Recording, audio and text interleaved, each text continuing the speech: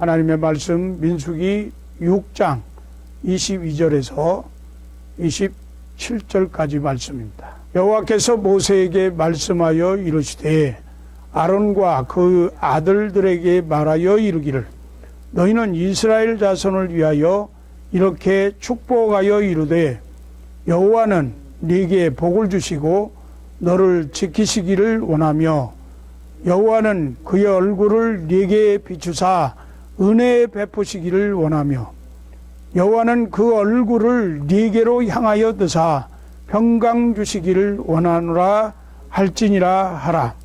그들은 이같이 내 이름으로 이스라엘 자손에게 축복할지니 내가 그들에게 복을 주리라. 아멘. 모든 복의 근원은 어디에 있겠습니까? 우리 인생들의 생사 화복을 주시는 분은 사람이 아니라 하나님이신 것을 저는 확실히 믿습니다. 본문 말씀에서 모든 축복의 말씀에 여호와께서라는 주어를 사용해서 모든 복의 근원은 하나님이시다 하는 것을 우리에게 가르쳐주고 있습니다. 민수기 6장 27절 말씀, 그들은 이같이 내 이름으로 이스라엘 자손에게 축복할지니 내가 그들에게 복을 주리라.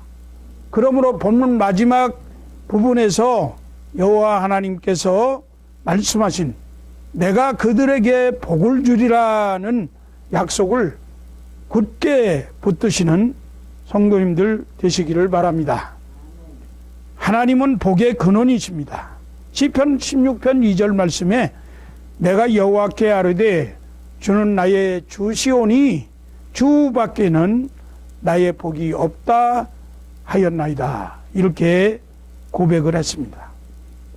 오늘 본문의 배경을 잠깐 살펴보면은 하나님께서 모세를 통해서 아론과 그 아들 제사장들이 백성들을 향해서 복을 비는 축복 기도의 내용입니다. 출애굽한 이스라엘 백성들이 광야를 지나고 있을 때에 이스라엘 백성들이 지니고 있던 이 광야는 척박하고 위험한 땅으로 하나님께서 지켜주시지 않으면 살 수 없는 곳이었기 때문에 하나님께서 이스라엘 백성을 어떻게 축복하기 원하시는지를 알려주시는 그런 말씀입니다.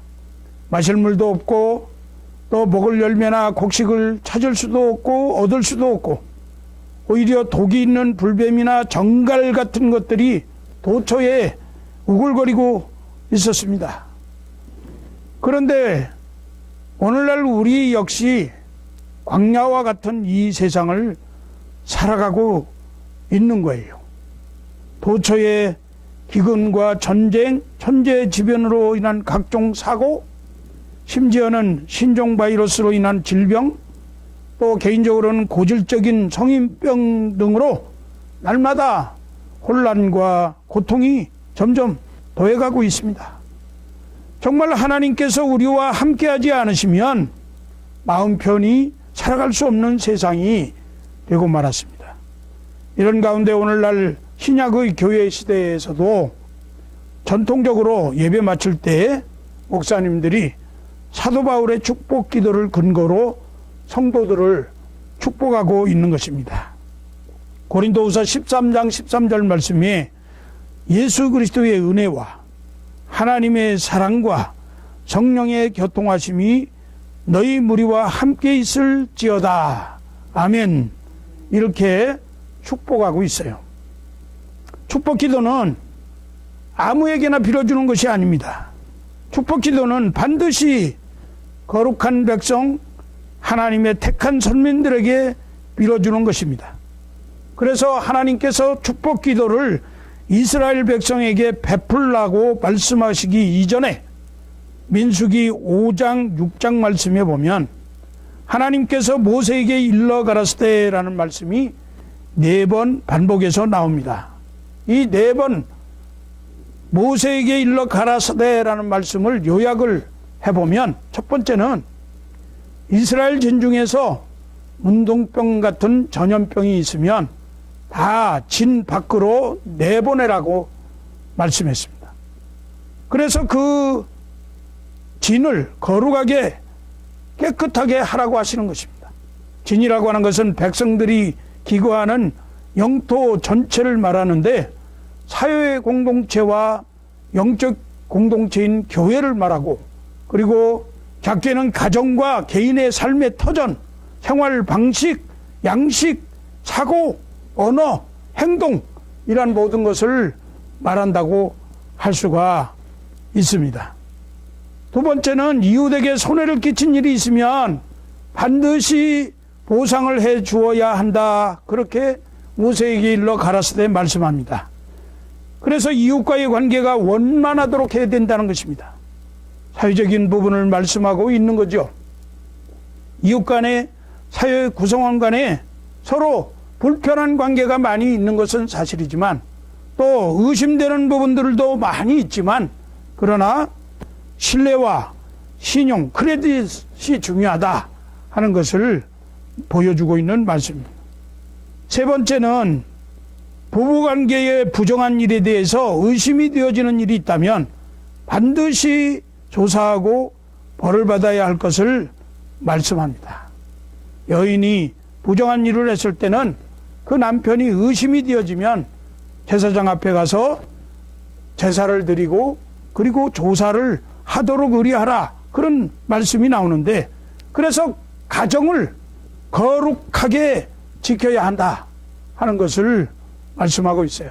하나님의 백성들의 가정은 모두가 다 하나님이 거룩하신 것처럼 부부간에 서로 거룩과 순결로 지켜져야 한다는 것입니다. 네 번째는 남녀 성도가 누구나 자기 몸을 구별해서 여호와께 거룩한 백성으로 서원하는 나실인의 규례에 대해서 말씀하면서 모든 백성들은 거룩하고 성결하게 헌신하며 살아야 할 것을 말씀하고 있습니다. 이 네 가지를 현대적인 의미로 적용을 한다고 하면, 하나님은 먼저 교회가 영적으로 거룩해졌을 때 복을 빌면 그 복이 교회 공동체에 임하는 것이고, 또 사회도 가정도 개인도 순결할 때에 복을 빌면 여호와 하나님께서 자기 백성들에게 복을 주리라 하시는 말씀인 것입니다. 로마서 12장 14절 말씀해 보면 너희를 핍박하는 자를 축복하라, 축복하고 저주하지 말라. 우리 인생들은 그렇게 잘 안 되죠. 우리를 저주하면 나도 같이 맞대어 저주하고 욕하면 욕하게 되고 그렇게 하는데, 하나님의 백성들에게 하나님이 요구하시는 것은 너희를 핍박하는 자를 축복하라, 축복하고 저주하지 말라. 그러므로 우리 그리스도인들에게는 다른 사람들에게 축복하는 사명이 있는 거예요. 다른 사람을 축복한다고 하는 것은 우리 그리스도인들이 세상 사람들을 향한 마땅한 도리이면서 기독교적인 바른 윤리이기도 합니다. 여기서 너희를 핍박하는 자라고 하는 말은 글자 그대로 나를 해치고 해코지하고 손해를 입히고 죽이겠다고 덤벼드는 그러한 사람들을, 원수 같은 사람들을 말하는데, 그런 사람들까지도 축복의 대상으로 삼으라 하는 말씀입니다. 구약의 제사장들의 역할을 설명한 본문 말씀은 제사장은 하나님의 이름으로 백성들을 축복하기 위해서 세워진 하나님의 사람이라는 말씀입니다. 제사장은 쉬지 않고 백성들을 위해서 축복해야 한다는 것입니다. 만약 축복하는 일을 중단하게 되면 제사장이라도 죽어야 한다는 것입니다. 그러므로 제사장이 그 역할을 잘 감당하면 백성들의 삶이 평안하고 풍요롭고 복을 받게 됩니다. 그래서 제사장은 쉬지 않고 속죄의 제사를 드리고 화목제와 소제를 쉬지 않고 드리면서 하나님께 구하는 거예요.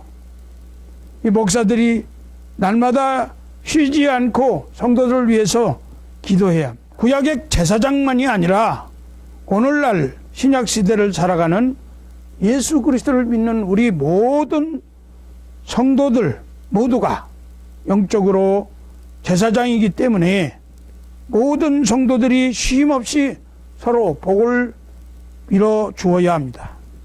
우리 성도들은 모두 영적인 지도자다 하는 말씀입니다. 베드로전서 2장 9절 말씀해 보니까 오직 너희는 택하신 족속이요 왕같은 제사장이요 왕같은 제사장들이요 거룩한 나라요 그의 소유된 백성이니 이는 너희를 어두운 데서 불러내어 그의 기이한 빛에 들어가게 하신 자의 아름다운 덕을 선전하게 하려 하심이라 그랬습니다. 따라서 성도들은 영적인 지도자가 되어서 신앙적인 모범을 보이는 제사장의 역할을 감당해야 합니다. 그것은 다른 사람을 위해서 기도해주고 사랑해주고 모든 사람에게 예수 그리스도의 이름으로 축복하는 역할을 잘 감당해야 합니다. 하나님은 우리 모든 사람들에게 서로 축복하기를 원하시며 또한 축복받으시기를 원하십니다. 이것이 하나님이 그의 백성들을 택하시고 어두운 데서 빛으로 불러내신 그렇게 해서 사명을 주신 이유인 것입니다. 오늘 본문에 나오는 축복기도의 내용을 살펴볼까요? 축복기도의 내용이 무엇입니까? 민수기 6장 24절 말씀해 보니까 여호와는 네게 복을 주시고 너를 지키시기를 원하며 그랬습니다. 첫 번째는 보호하시는 복이에요. 여기서 지킨다는 말은 샤마르라고 하는 히브리 말에서 왔는데 가시 울터리로 둘러친다는 의미가 있습니다. 목자가 양을 지키듯이 울타리를 치고 온갖 위험과 공격으로부터 보호해 준다는 의미입니다. 악한 원수가 넘보고 침입하지 못하도록 울타리를 쳐서 철저하게 지킨다는 뜻이에요. 또한 모든 악한 세력으로부터의 보호뿐 아니라 가난과 재앙과 각종 질병과 전쟁으로부터의 보호를 의미합니다. 여기 지켜주시기를 원한다 이 말씀은 복을 줄 뿐만 아니라 이 받은 복을 잘 간수할 수 있게 해주시기를 바란다는 것이에요. 왜냐하면 우리가 무엇을 얼마나 많이 받았느냐 하는 것도 중요하지만 받은 것을 잘 지키고 효과적으로 활용하는 것이 더 중요하기 때문입니다. 하나님이 성도를 온전하고 완전하게 보호하신다는 말씀이죠. 그래서 시편 121편 4절 말씀에 이스라엘을 지키시는 자는 졸지도 아니하시고 주무시지도 아니하시리로다. 우리는 편안히 누워서 자지만 하나님은 우리가 잠자는 중에도 우리를 지키고 돌보고 계신다는 말씀이에요. 시편 121편 8절 말씀은 여호와께서 너의 출입을 지금부터 영원까지 지키시리로다. 하나님이 우리의 모든 움직임을 살펴보시면서 우리가 지금부터 영원까지 오고 가는 모든 과정을 지켜주신다는 거예요. 신명기 32장 10절 말씀에 보면 여호와께서 그를 황무지에서 짐승이 부르짖는 광야에서 만나시고 호위하시며 보호하시며 자기의 눈동자같이 지키셨도다. 여러분 우리 눈을 한번 생각해 보세요. 눈에 만일에 조그마한 티끌이라도 들어가려고 하면 금세 눈꺼풀이 깜빡거립니다. 그래가지고 티끌이 들어가지 못하도록 하고 만일에 눈에 티끌이 혹시 들어가게 되면 눈에서 눈물이 나서 그 티끌을 빠져나오도록 하고 이런 것처럼 하나님이 우리를 자기의 눈동자같이 여기시고 그 눈에 무엇도 들어가지 않도록 그렇게 지키신다는 말씀이죠. 이스라엘은 모든 사방이 적으로 둘러싸여 있었습니다. 자기의 삶의 터전이 사실은 없었어요. 그리고 자기를 지지하는 그러한 세력들이 없는 새 땅에서 원주민들과 싸워서 생존을 해야만 했습니다. 아무리 복을 받아 좋은 것을 얻었다 해도 지켜내지 못하면 소용없는 일입니다. 그래서 모세는 참 복을 기원하라고 말씀하고 있는 거예요. 이스라엘을 지켜주시는 여호와의 복, 졸지도 주무시도 않으면서 이스라엘 백성을 지켜주신다는 하나님이 너를 떠나지도 아니하고 버리지도 아니하고 항상 어디서든지 함께 하시는 복은 가장 우선적이어야 될 복입니다. 하나님이 함께 하시는 복을 우선 누리면 물질적인 복, 건강의 복, 자녀의 복, 성공과 명예의 세상적인 복은 우리의 노력과 땀을 통해서 얻을 것이니 너무 그것 때문에 집착하지 말라는 것이죠. 우리가 살고 있는 세상은 참으로 얼마나 위험한 세상입니까? 육신적으로 위험한 일이 한두 가지가 아닙니다. 걸어 다녀도 위험하고 차 타고 다녀도 위험합니다. 언제 내 혈관이 막힐지 모릅니다. 언제 내 심장박동이 중지될지 모르는 겁니다. 제가 오늘 아침에 기사를 봤는데 우리 침례교 교단의 총회장을 지내셨던 백인기 목사님이라고 하는 분의 사모님이 아침 산책을 나갔다가 갑자기 어느 개가 짖고 덤벼드는 바람에 놀라가지고 넘어졌는데 그것이 뇌진탕이 돼서 세상을 떠났다고 하는 이런 소식을 보았습니다. 여러분, 우리의 삶이 그런 겁니다. 어떻게 될지 알 수 없어요. 우리의 몸이 언제 세포가 갑자기 암세포로 변하는지 알 수 없는 그러한 삶입니다. 더더구나 영적으로도 위험한 세상입니다. 잘못된 말 한마디를 타고서 악령이 들어올 수도 있어요. 우리가 잘못 본 장면 하나를 가지고도 악령에 사로잡히는 경우가 있는 것입니다. 이 세상은 공중권세 잡은 자, 곧 마귀가 지배하는 세상이고, 마귀는 악령들을 통해서 우리의 영혼을 도적질하고 죽이고 멸망시키고자 얼마나 역사하고 있는지 모릅니다. 그러므로 우리는 육신적으로도 위험하고 영적으로도 위험한 이 세상에 우리가 살아가고 있는데, 이 하루하루 살아가는 것이 참으로 기적이라고 하는 사실이에요. 오늘도 살아서 눈뜨고 호흡하고 우리가 이 자리에 와서 예배 드리는 것 자체가 참으로 하나님께서 우리와 함께 하시는 기적이라고 하는 사실입니다. 이런 위험 가운데 하나님이 우리를 보호해 주신다고 하는 것은 얼마나 크고 놀라운 축복입니까? 사랑하는 성도 여러분, 이처럼 하나님이 여러분을 보호해 주시기를 주의 이름으로 축원합니다.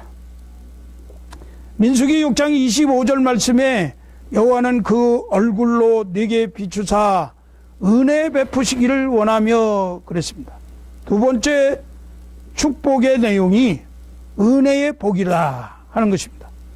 은혜는 받을 만한 가치가 있는 그런 사람이 받아야 되는데, 받을 만한 가치가 없는 죄중에 잉태된 사람에게 값을 받지 않고 거저 주어지는 선물이 은혜인 것입니다. 은혜는 하나님께서 자비로운 얼굴로 우리를 향해 돌리시고 환한 생명의 빛을 비추어 주는 것이 은혜입니다. 하나님께서 하나님의 자녀들에게 마땅히 허물과 죄로 심판을 받아야 함에도 불구하고 용서하시고 긍휼을 베풀어 주시는 것이 은혜입니다. 여기서 은혜의 개념을 어떻게 묘사하고 있습니까? 여호와께서 얼굴을 우리를 향해 돌리시고 환한 빛을 비추어 주고 있는 것으로 묘사하고 있어요. 여호와의 얼굴이라는 말은 하나님의 거룩하신 성품과 의지를 상징하는 것으로 하나님의 영광을 뜻합니다. 그리고 그 하나님의 영광의 얼굴로 비추신다는 말은 마치 잠을 자는 어린아기를 사랑의 눈으로 물끄러미 들여다보시는 엄마의 모습을 연상케 하는 말씀입니다. 이와 같이 하나님이 빛나는 영광으로 항상 우리를 향하고 있다는 것이에요. 그래서 하나님의 얼굴빛은 최대의 축복이 됩니다. 하나님은 거룩하신 분이기 때문에 그 거룩하신 하나님 앞에 죄인이 감히 얼굴을 들 수 없는데 그 하나님이 얼굴을 우리를 향해서 드시고 우리를 바라보신다는 거예요. 그 얼마나 감사한 일입니까? 얼굴로 내게 비추시라는 말은 자비를 베푸신다는 말씀이죠. 생사화복을 주장하시는 여호와께서 만일에 얼굴을 외면하시고 우리를 향해서 진노하시고 화를 내신다고 하면 우리에게 무슨 소망이 있겠어요? 하나님 앞에서 아무도 설 자가 없습니다. 그러나 여호와께서 얼굴을 우리를 향해 바라보시고 환한 빛을 비추어 주시겠다고 하는 것은 하나님의 자비를 베풀어 주신다고 하는 것입니다. 아침에 떠오르는 햇빛만 비추어도 세상이 환한데 하물며 거룩하고 찬란한 이루 말할 수 없는 광채를 바라셔서 부정한 죄인들이 감히 바라볼 수 없는 하나님의 얼굴을 우리에게 돌리시고 얼굴빛을 비추어 주신다고 하면 우리 피조민들은 얼마나 용기를 얻고 얼마나 생기를 얻고 새 힘을 얻게 되겠습니까? 죄가 있는 자는 죄사함을 받게 됩니다. 긍휼이 필요해서 하나님 앞에 긍휼을 구하는 자는 위로를 받게 됩니다. 슬픔이 있는 자는 기쁨이 얻게 될 줄로 믿습니다. 무려 무능한 자 능력을 얻게 되고 소망 없는 자 소망을 얻게 되고 망한 자는 다시 흥하게 되는 용기를 얻게 되는 줄로 믿습니다. 이것이 하나님의 얼굴로 은혜를 베풀어 주시는 것입니다. 하나님의 은혜를 입으면 신분이 달라지고 환경이 달라집니다. 하나님의 밝은 빛이 비추어지면 어두움의 세계는 다 물러가는 거예요. 걱정 근심이 사라집니다. 저주와 악령의 세력이 물러갑니다. 우리 행복을 빼앗아가는 모든 불평하게 하는 요소들은 다 물러가게 될 것입니다. 모두 우리 하나님의 얼굴빛을 구하시고 오늘 하나님께서 여러분에게 얼굴빛을 비추어 주시고 큰 은혜를 베풀어 주시고 우리 또한 하나님의 은혜를 받은 자들로서 그 은혜에 보답하는 성도들이 되시기를 주의 이름으로 축원합니다. 로마서 8장 32절에 보니까 자기 아들을 아끼지 아니하시고 우리 모든 사람을 위하여 내주시니가 어찌 그 아들과 함께 모든 것을 우리에게 주시지 아니하겠느냐. 여러분, 하나님에게는 독생자 아들 하나밖에 없는 아들이 가장 귀한 거예요. 그 귀한 아들, 그 아들을 우리들을 위해서 내어주신 분이 가장 값지고 가장 아끼고 가장 사랑하고 가장 존귀하게 여기는 아들을 내어주신 분이 그 이외의 것들은 아무것도 아니잖아요. 우리에게 주는 것. 그 아들과 함께 모든 것을 우리에게 주시겠다고 약속하셨으니 이 말씀을 굳게 믿으시기를 바랍니다. 사랑하는 성도 여러분, 하나님의 은혜가 이스라엘 백성들에게 어떻게 임했습니까? 성막을 통해서 하나님의 은혜가 임했어요. 우리에게 어떻게 하나님의 은혜가 올까요? 성전 되시며 십자가에서 죄인들을 위해서 자기 몸을 찢으신 예수 그리스도를 통해서 오는 것입니다. 예수님은 우리에게 십자가와 교회를 통해서 은혜를 베풀어 주시기를 원하십니다. 민수기 6장 26절 여호와는 그 얼굴을 네게로 향하여 드사 평강 주시기를 원하노라. 세 번째 주시는 복은 평강의 복이에요. 사람이 아무리 부요를 누리고 존귀를 누려도 심령에 평안이 없으면 그것은 진정한 복이라고 할 수가 없습니다. 또한 행복하지도 않아요. 아무리 부요와 재물과 존귀를 얻어도 그것을 누릴 만한 평강이 없다고 하면 그것은 악한 병입니다.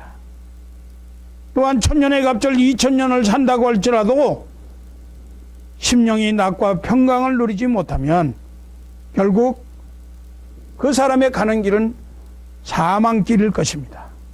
이것이 큰 패단이라고 솔로몬은 고백했습니다. 전도서 6장 2절 말씀에 어떤 사람은 그 심령의 모든 소원에 부족함이 없이 재물과 부요와 존귀를 하나님께 받았으나 능히 누리게 하심을 얻지 못하였으니 다른 사람이 누리나니 이것도 헛되어 악한 병이로다. 전도서 6장 6절 말씀에 저가 비록 천년의 갑절을 산다 할지라도 낙을 누리지 못하면 마침내 다 한 곳으로 돌아갈 것뿐이니 아니냐. 여기서 얼굴을 내게로 향하여 든다는 말씀은 훨씬 특별하고도 적극적인 하나님의 관심을 의미하는데요. 그 관심을 통해서 하나님의 평강의 복이 임하는 것입니다. 그러므로 평강의 복이 가장 중요한 복이라는 것을 알아야 합니다. 아무리 세상 것이 넉넉하다 해도, 건강하다 해도 평강이 없으면 아무것도 아니기 때문입니다. 빌립보서 3장 6절 7절 말씀에 아무것도 염려하지 말고 오직 모든 일에 기도와 간구로 너희 구할 것을 감사함으로 하나님께 아뢰라. 그리하면 모든 지각에 뛰어난 하나님의 평강이 그리스도 예수 안에서 너희 마음과 생각을 지키시리라. 요한복음 14장 27절은 주님이 말씀하시기를 평안을 너희에게 끼치노니 곧 나의 평안을 너희에게 주노라. 내가 너희에게 주는 것은 세상이 주는 것 같이 아니하니라. 너희는 마음에 근심도 말고 두려워하지도 말라. 이렇게 말씀하셨습니다. 전능하신 하나님께 아뢰일 때에 이 평안을 우리는 얻을 수 있습니다. 우리가 십자가의 죽음으로 나를 살리신 예수 그리스도 안에 있을 때에 이 평안의 축복을 받는다는 것을 믿으시기 바랍니다. 그리고 또 한 가지 중요한 말씀은 우리가 하나님의 이름으로 다른 사람을 축복하면 하나님은 반드시 응답하시고 그들이 복을 받는 것은 물론이거니와 그렇게 하는 우리들에게도 복을 주신다고 약속했습니다. 마태복음 10장 12절로 13절에 보니까 주님이 말씀하시기를 또 그 집에 들어가면서 평안하기를 빌라. 그 집이 이에 합당하면 너희 빈 평안이 거기 임할 것이요 만일 합당하지 아니하면 그 평안이 너희에게 돌아올 것이니라. 믿습니까? 이제 말씀을 맺으려고 합니다. 사랑하는 성도 여러분, 우리 여호와 하나님 아버지의 마음을 다시 한번 되새겨 보시기 바랍니다. 하나님은 우리들을 축복하여 지켜주시기를 원하십니다. 하나님은 우리에게 은혜 베푸시기를 원하십니다. 하나님은 우리에게 평강 주시기를 원하십니다. 다른 사람들에게 예수 그리스도의 이름으로 이런 축복을 기도해 주는 우리들이 되십시다. 우리가 축복권을 가지고 있다는 믿음의 확신을 가지고 입술과 마음으로 복된 말을 하시고 다른 사람을 위해서 축복의 기도를 베푸시기를 바랍니다. 그러면 그 축복이 나에게도 반드시 돌아오도록 해 주실 줄 믿습니다. 축복은 히브리어로 바라카이고 헬라어로는 유로게오라고 하는 단어인데 칭찬하다라는 뜻이 있어요. 축복한다고 하는 말은 다른 사람을 칭찬한다는 말과 같습니다. 고래도 칭찬하면 춤을 춘다고 그러잖아요. 우리 사람들이 칭찬에 인색하면 안 돼요. 다른 사람을 격려하고 칭찬하는 말, 누군가를 칭찬한다고 하는 것은 결국은 인정하고 축복하는 거예요. 현재 우리가 살고 있는 이 시대는 개인적으로, 가정적으로, 사회적으로, 국가적으로 아픔이 많은 시대입니다. 세상을 보면 말세의 징후가 너무나 많습니다. 모두가 겉으로는 웃고 있지만 웃는 것이 아니에요. 지금 우리는 병적 사회를 살고 있어요. 사회 전체가 역기능과 심각한 결함을 안고 있습니다. 상처 입은 영혼들이 너무나 많고 분노가 꽉 찬 사람들도 많이 있습니다. 우리의 가정들도 흔들리고 있어요. 가정은 기초인데 기초가 흔들리니 삶이 불안정한 것입니다. 겉으로 보기에는 가정이 유지되는 것 같지만 안으로 들어가 보면 관계들이 깨어져 아슬아슬한 가정들이 많이 있습니다. 우리의 인생이 그리 호락호락하지 않습니다. 때로는 생각지도 않았던 수많은 난관을 돌파해야만 합니다. 이때 환경을 바라보지 않고 우리의 눈을 하나님께 고정시켜 바라보면서 절대로 신뢰하시기 바랍니다. 사면초가라고 해서 사면이 다 막혀 있다고 해서 우리가 그 사면만 바라보면 낭망할 수밖에 없어요. 그러나 하늘이 뚫려 있음을 기억하고 하늘을 바라보는, 하나님을 바라보는 그런 사람들에게 하나님은 축복하십니다. 하나님의 음성을 듣고 말씀을 쫓아 한 걸음씩 앞으로 나가시기 바랍니다. 앞이 잘 보이지 않아도 말씀에 순종해서 믿음을 키우시고 특히 힘이 들 때마다 그분께 손을 내밀어서 이 손 잡아달라고 말씀하세요. 우리가 손을 들 때 하나님은 우리를 대신해서 일하시고 싸우시고 도와주실 것입니다. 하나님은 지금도 살아계십니다. 하나님이 함께 하시면 어떤 난관도 문제가 되지 않습니다. 오히려 그러한 난관들이 기회가 되어지는 거예요. 난관을 돌파할 수 있도록 도와주시는 그 하나님을 찬양하는 여러분께 살아계신 주님의 은혜가 넘치게 될 줄로 믿습니다. 오늘날 우리 삶에 필요한 것, 회복해야 하는 것이 무엇이에요? 바로 복입니다. 복. 죄를 지은 우리 인류가 복을 잃어버렸습니다. 하나님이 인간을 만드시고 복을 주셨는데 인간이 죄로 인해 복을 잃어버린 거예요. 구원이 무엇입니까? 잃어버린 복을 회복하는 것이 구원입니다. 하나님이 본래 의도하셨던 상태로 돌아가는 것이 구원 아니겠어요? 하나님은 갈 바를 알지 못하고 떠나는 아브라함에게 내가 너로 큰 민족을 이루고 네게 복을 주어 네 이름을 창대케 하리니 너는 복이 될지라 라고 말씀했어요. 아브라함을 부르시고 언약을 맺으시는데 그 언약이 바로 복이라고 하는 겁니다. 여러분, 결국 잃어버린 복을 회복하기 위해서 한 개인을 부르시고 그를 통해서 이스라엘 민족을 부르시고 온 세상의 교회와 구원을 이루시고 인류의 복을 회복시키고자 하는 것이 하나님의 뜻입니다. 우리는 복에 대한 분명한 태도가 필요합니다. 인간에게서 나올 복은 없어요. 모든 복의 원천은 하나님이십니다. 하나님과 복은 뗄 수가 없고 복의 근원은 하나님이십니다. 하나님은 복을 주기 원하시고 하나님이 주신 복만 온전하고 완전한 복인 것입니다. 우린 예수를 믿음으로 아브라함의 후손이 되었고 아브라함의 복이 우리에게도 이미 임하였습니다. 우리가 받은 복은 세상이 빼앗아갈 수도 없습니다. 이 신령하고 영원한 복은 완전한 것이에요. 예수 안에서 얻은 복들이 얼마나 크고 놀라운 것입니까? 구원의 복이 얼마나 크냐고요.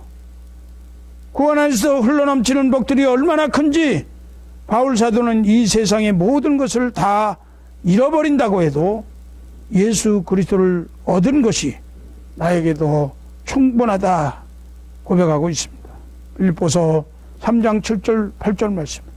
그러나 무엇이든지 내게 유익하던 것을 내가 그리스도를 위하여 다 해로 여길 뿐더러 또한 모든 것을 해로 여김은 내 주 그리스도 예수를 아는 지식이 가장 고상하기 때문이다.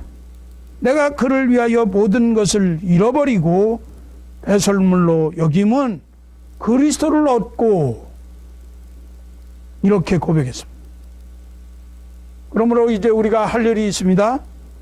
땅의 모든 족속이 너로 말미암아 복을 받을 것이라는 말씀이 이루어지도록 세상을 향해서 이웃들에게 또 가족에게 형제자매들에게 성부, 성자, 성령의 이름으로 복을 비는 복된 성도들이 되시기를 예수 그리스도의 이름으로 축복합니다.